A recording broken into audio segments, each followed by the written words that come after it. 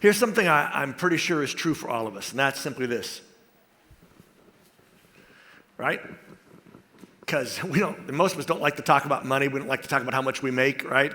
We might just kind of allude to it kind of loosely, but we don't really want to talk specifics. And in fact, we especially don't want somebody who isn't us talking about our money, right? You don't like having somebody like me talk about it. So why are we doing it? Well, as we talked about last week, Jesus talked a lot about money and possessions. And he talked about them in an interesting way. He talked about them like not so much to worry about them, but to be worried about them because of what they might do to us. And maybe he talked so much about it because he was after something. And I think he was. And the good news for you can kind of relax in a moment, it wasn't our money, right? He wasn't after our money. In fact, that didn't seem to be Jesus' agenda at all. But he was after something that gets conflicted, gets hooked up with our money.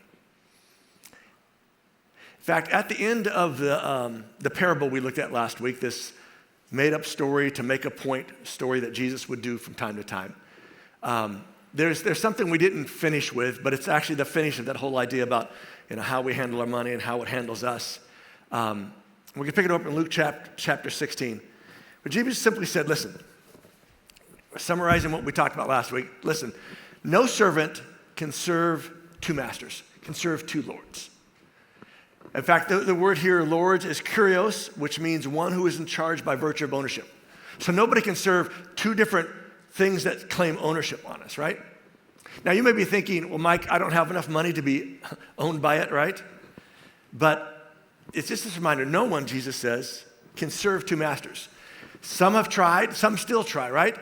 But no one, he's saying, can make this work. In fact, he tells us why. He says, listen, for the servant will hate one master and love the other, or he'll be loyal devoted to one of the masters and despise the other, right? And some of us have had this experience. Maybe we have little kids at home, and we love being home, and we want to be there, especially in those early years, but we got to work, and it's like we go to work, and at some point we begin, we wish so much we were home that we begin to kind of hate work because it's taking us away from that. Or let's be even more honest. Some of us have the same situation, and we like going to work. Because we don't know what to do with this little baby that screams all the time. We have to change it all the time, and all the chaos and all the responsibilities, and everybody's tired. And work is a comfort spot. Work is the place we go to kind of feel good about ourselves. We've accomplished something. We've done something at home. It's like it's a never-ending cycle of feed the baby, change the baby, feed the baby, change the baby, put the baby down, sleep, wake up, maybe I get some sleep. No, you're not getting any sleep. And it just goes on. And we're just like, work's kind of nice, right? I know kind of the parameters. I know what's going on there. We've all experienced this in some capacity where when we feel like we're owned by two different people, two different groups, two different situations, where we begin to despise one of them and tend to be more loyal to the other one or wish we could be more loyal to it. And then Jesus ended with this statement that a lot of you, if you've been around a place like this, have heard before, but I want you to imagine you're hearing this statement for the first time. Because here's what Jesus said. You cannot serve both God and the question is, I know some of you just answered it because you've heard it before, but if you didn't know how Jesus answered it, would you put money in there? I mean, if you're not a religious people, you're not really familiar with Jesus, maybe you're not that kind of religious person. If I said, tell me what Jesus would say. You cannot serve both God and you might come up with words like the devil, right? Or evil, or maybe you kind of feel like you're tuned in yourself, right? But the fact that Jesus said, no, you cannot serve both God and money, period, seems like such a weird thing for him to say.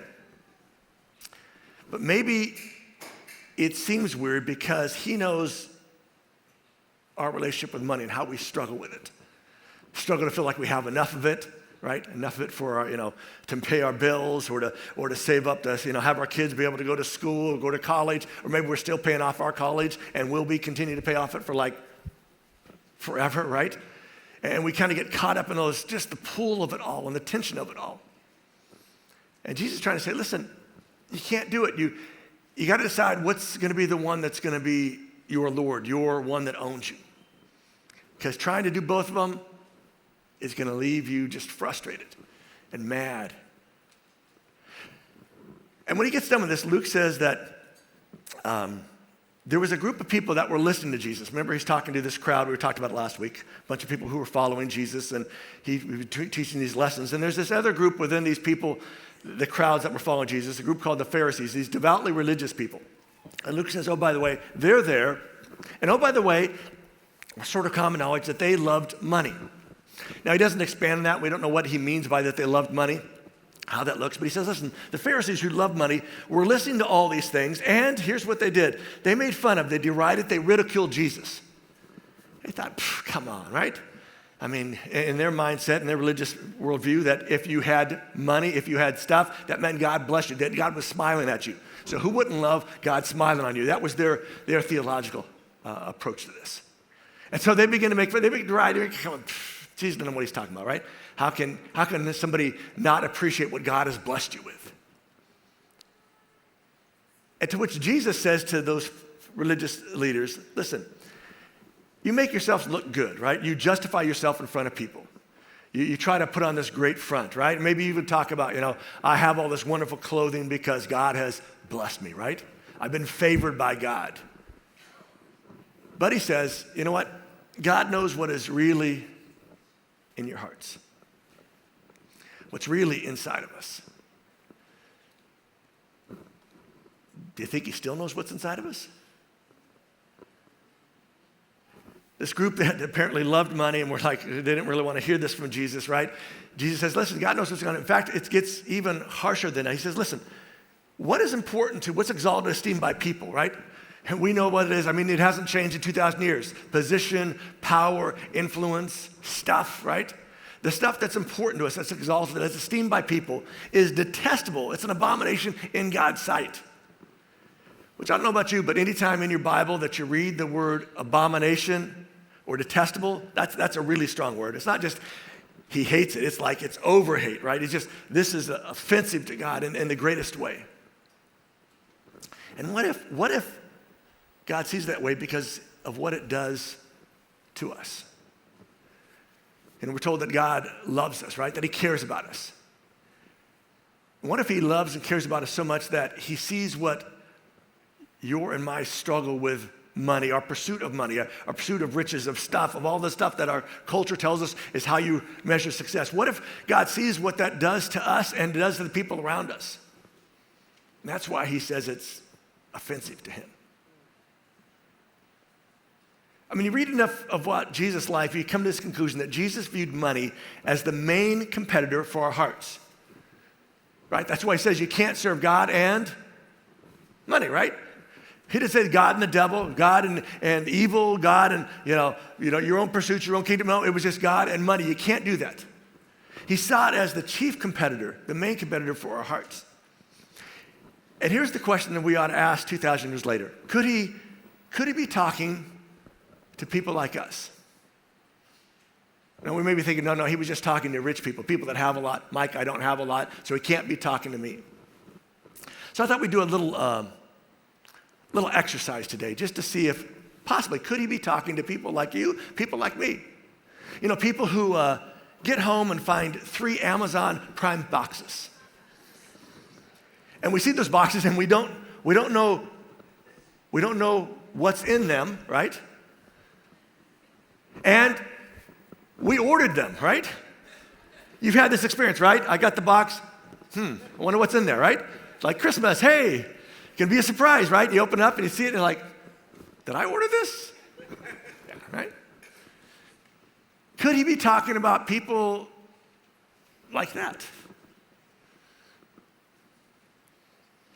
People that have enough that we just kind of spend it and don't even know we spent it. We weren't even sure what we bought until we get it, right?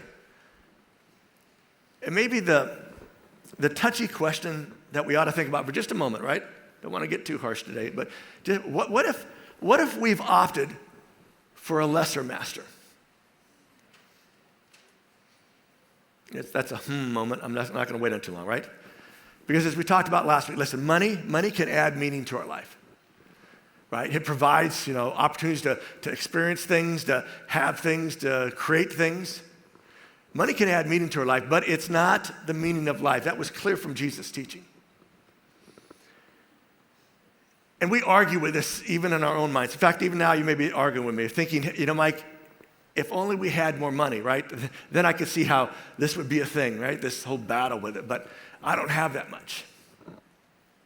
And if we were having this discussion with your money, let's kind of play imaginary, we're defining the relationship, and we're like, if I only had you around more often, right? That you weren't always kind of leaving me, that you actually stayed around and we kind of spent time together, because I'm really serious about this. I really loves you, and I hope you loves me, right? And you kind of go through this whole thing. Let's kind of take this next level, and your money's like, you keep saying if you only had more of me. What if you only had more self-control?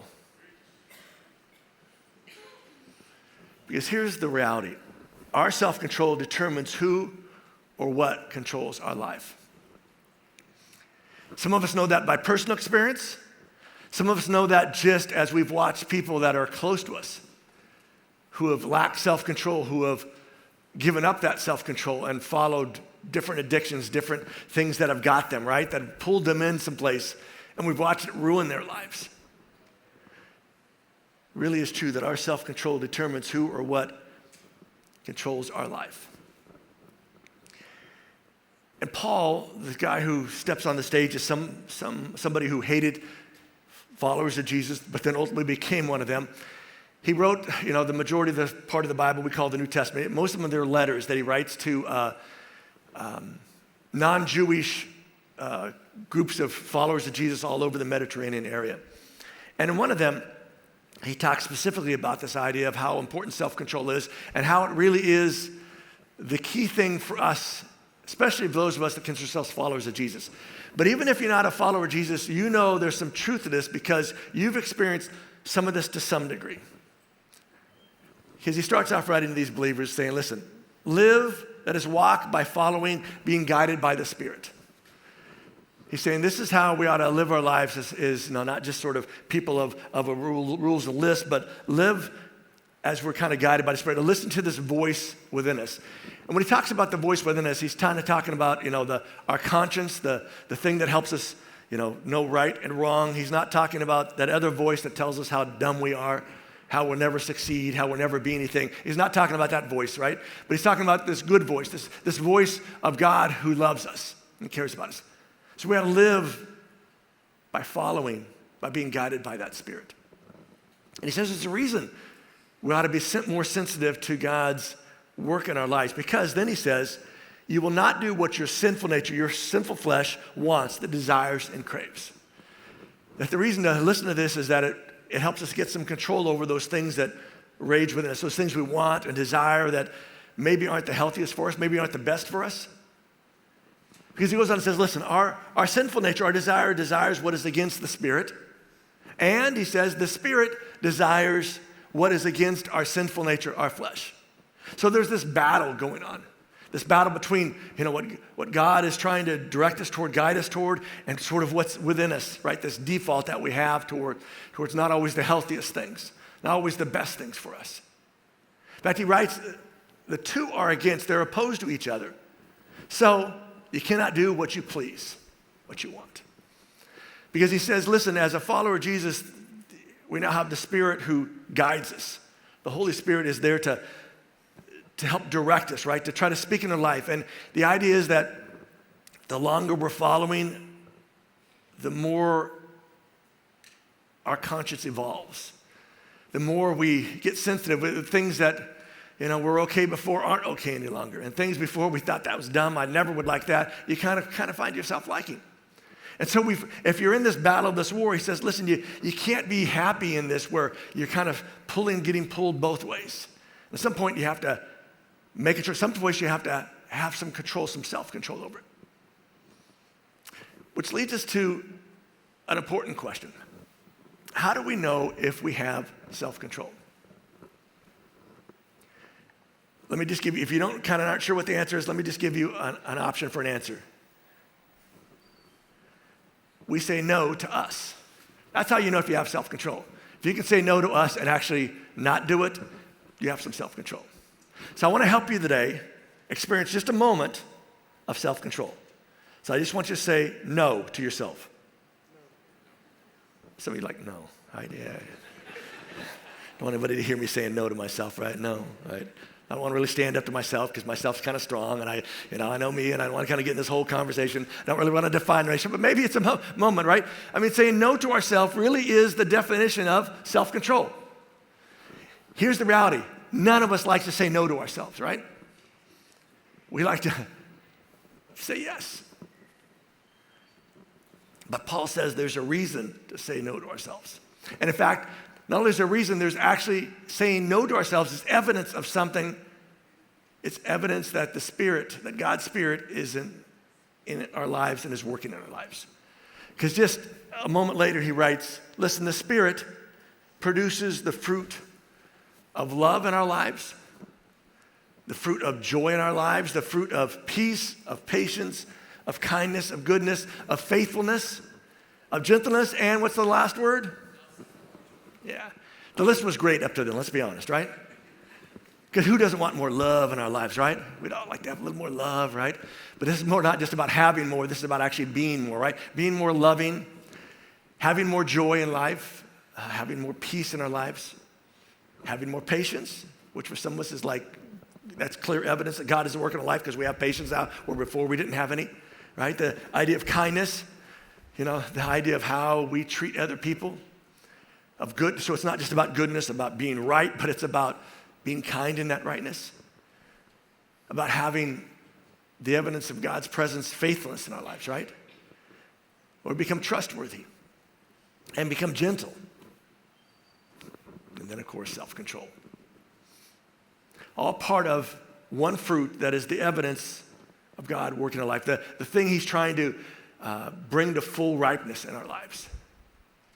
And what if God grows us towards self-control because the hardest thing for us to control is us? What if that's why that makes that list that kind of seems like it was all good up until that moment, right? Because that one kind of cuts a little too close to home. Because we all know that the hardest person to control is us. Because all of us at some point have said something where we're like, oh, why did I say that, right? Don't ever say that again. Don't ever do that again. And you do something like that again. We do something, we're like surprised, where did that come from? We know the answer, we just don't want to face that answer, right? It came from us, but we kind of like, no, I don't know where it is. I don't know, that's not like me, right? I always love when we say, well, that's not like me. Well, then who was it like since it came from you, right? Because the description of what we're like is what we do, right? What we say, how we act, right? And to say, that's not like me, if that's what we did, it sort of is like you, right? It may not be like the you you'd like to be, which is Paul's description of right, this whole battle that happens in us. And what if this is really about choices and priorities? Hard choices and just rearranging priorities for us. In fact, Jesus seems to hint at this when he was talking again about this whole idea of the direction we're heading and kind of defining how our lives are going to be.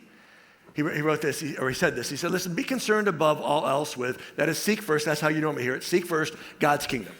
Be concerned above all else with God's kingdom and what God wants, his righteousness, right? Sometimes we hear the word righteousness and we think it's sort of this kind of standoffish, I can't be tainted by any, sin. I have to keep myself separate and keep myself holy. That righteousness is simply the right way of living, right? God has a picture of what the right way of living is. And it's not to take away all of our fun. It's actually to add to our lives to make us better at life and make life better for us, right? So he says, listen, you want to be concerned most of all with God's kingdom and experiencing that kind of life that he really wants, right? Being concerned about the things that he wants. Then he makes an incredible statement. If you put that as the number one priority, if you get that first, then all your other needs will be met as well. All these things, and he's just gotten done talking about a whole list of things that people worry about, clothes and food and water, and he says, all those things will be taken care of. It's about the priorities. See, what if this isn't either or, but what's first and what isn't? Jesus isn't saying, don't worry about all those pieces, right? He's saying, don't worry about them as the first and most important piece. There ought to be something first, and there ought to be other things that are second and third and fourth. It's not only first and none of those other pieces. See, what if the key to keeping the pursuit of more, of having enough and control, is to prioritize something else before it? Because we all have this pursuit for more. We'd all love to have that battle of, money versus God, right?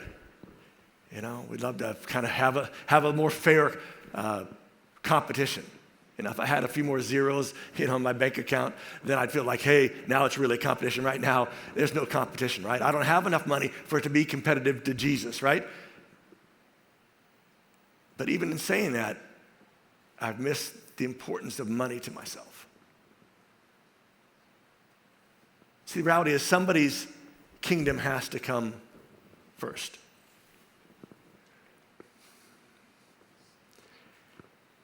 And that's a hard lesson for all of us to grab our minds around and to consistently keep it first. And I say that's a hard lesson because it was hard for the 12 guys that had spent the most time with Jesus here on this planet, who towards the end of this time spending with Jesus, they're heading to Jerusalem one last time. Jesus knows it. He's told the guys, this is it. This is the last time I'm going. It's going to go really bad, guys, right? I'm going to get, arrested. I'm going to get beat. I'm going to get, ultimately, I'm going to get crucified. I'm going to die.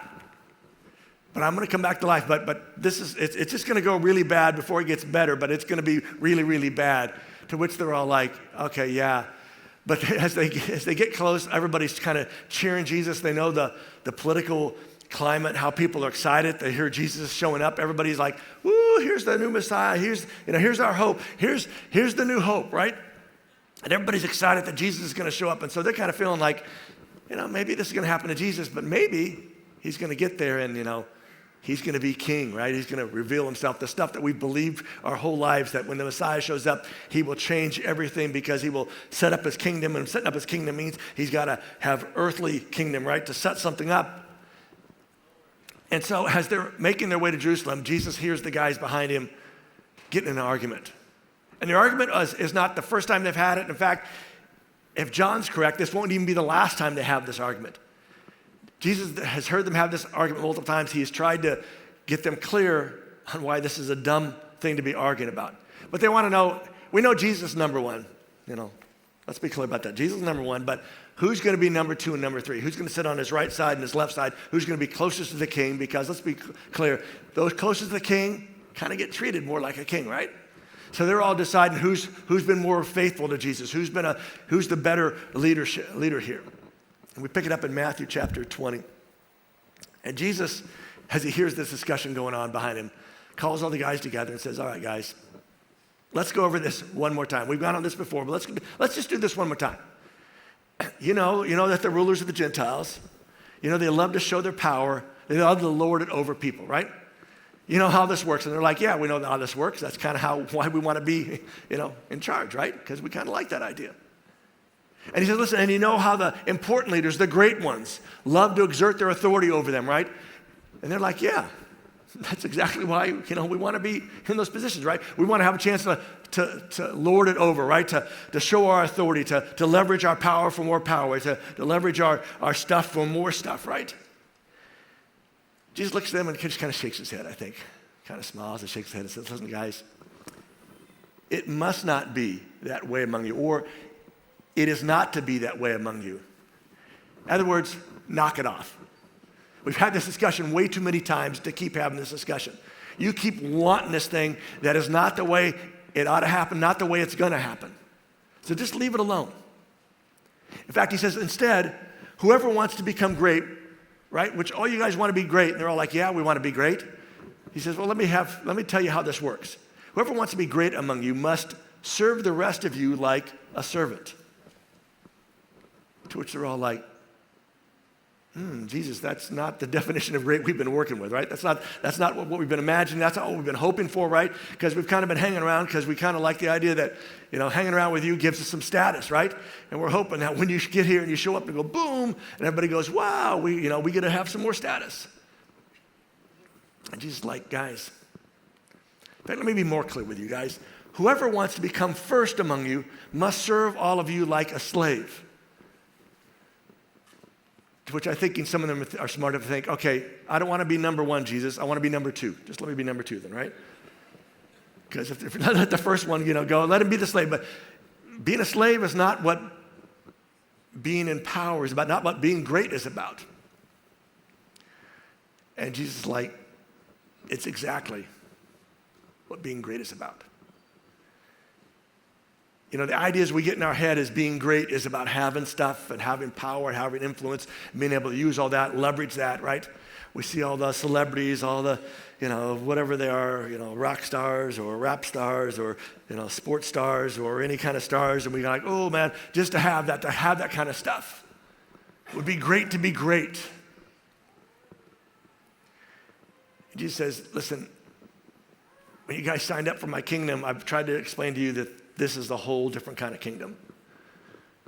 And it isn't about all these positions and, ranks and everybody having a title. This is about how we choose to live our lives.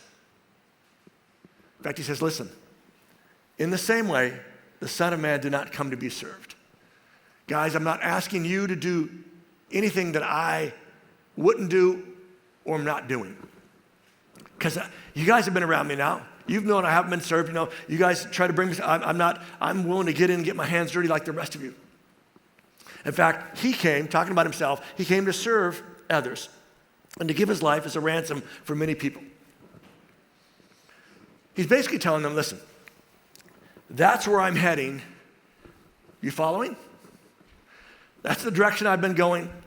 And I keep having to remind you that's the direction I'm going. The question is, are you going to follow?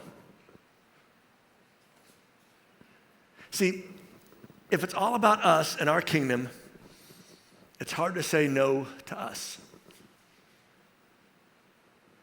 The truth of the matter is never saying no to us can't be good for us, right?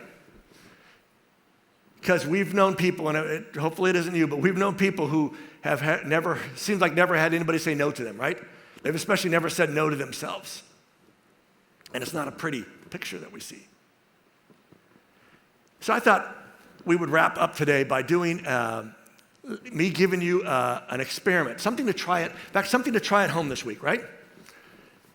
Not like those commercials say, don't try this at home. I want you to actually try this at home, right? So here's the exercise for you just to, and there's a reason behind this, and I'll get to it in just a moment. So when you go home either today or, sometime this weekend, maybe the first of the week, go to your Amazon account, because I'm guessing most of you have Amazon accounts, right? And get there, and I want you to pull up your wish list, because I'm guessing you have a wish list, right? That place where you store all the stuff that you see and like, man, that'd be great to have. Whoa, I had never thought about that. I'm going to put that on, I'll put that later. So I can come back and, I know where it's at. I can kind of look at the list and go, that'd be kind of cool, right? I mean, who doesn't need that, right? Who doesn't need a pizza oven that's, cuts its own wood and makes its own salad while the pizza's getting cooked, right? Who doesn't need that, right? All those wonderful pieces, right? That, that stuff you're wiping your face, and it makes you look 50 years younger, So I want you to pull up your list, and then the first day I want you to delete all those things that you really, really don't need. This ought to be an easy task on day one. Just go through the list and all the things are like, I probably never, I need to be honest with you, I probably would never use that. In fact, I would get it in that box. I think, what did I order? Oh, there it is. You put it up in the closet, you put it out in the garage, right? You put it in that storage and it sits there, and a few years later you'll discover it and go, why did I ever buy this, right? That kind of stuff. Just go through the list and cut up all those things that you really, really don't need. This is where you have to be honest with yourself, all right? So that's day one. On the next day, day two, I want you to delete those things you really don't need. Getting a little closer, right? We're going from really, really don't need to just really don't need, right? It'd be nice to have that, but, you get this fancy, maybe it's a holster for a gun. You don't even have a gun, but it's like you thought, that's a sweet looking holster, right? Cut that off the list, right? Then the next day, it's getting a little tougher now. The next day, I want you to delete the stuff that really isn't essential, that non-essential stuff. And you need to ask yourself what's essential. That'll be your own little debate you have, right? Because you're going to be like, that hair stuff that helps me grow hair is so essential to my life. You got to be honest about it, right? And kind of, go through the things that aren't essential. And then on the next day, I want you to delete the stuff that's not essential, right? Are you thinking, Mike, those are kind of the same thing? No, the first day is delete the stuff that really, you kind of look through that aren't essential. Now it's like, no, cut everything out that isn't essential, right? Cut out all the extra stuff, right? The stuff that'd be like, well, it sort of is essential. If you think yourself it's sort of essential, it's not essential, all right? Cut all that stuff out, and here's what I want you to do after you get to the whatever day that is. That's like day 3 or 4 at that point. I want you to pay attention to the internal tension this creates in us, in you, all right? That kind of angst, that kind of thinking where you're going, Mike, I shouldn't have listened to him, right? Now I'll never find that stuff again, right? Right, you kind of, that kind of angst. I kind of like that stuff. I was hoping to get some more of that stuff. I hadn't tried that yet. All that stuff that you kind of saved up for the future. I want you just to pay attention to the tension. And as you feel that tension going on, I want you to ask yourself a question or two. What's at the center of that struggle? What's at the center of that tension, that angst? It's like, right, why did I do that? I'll never get those back. Or, I hate cutting out that stuff because I really like it, What's at the center of all that? Because what if this isn't about the stuff, but something else? Maybe that something else is who or what has control.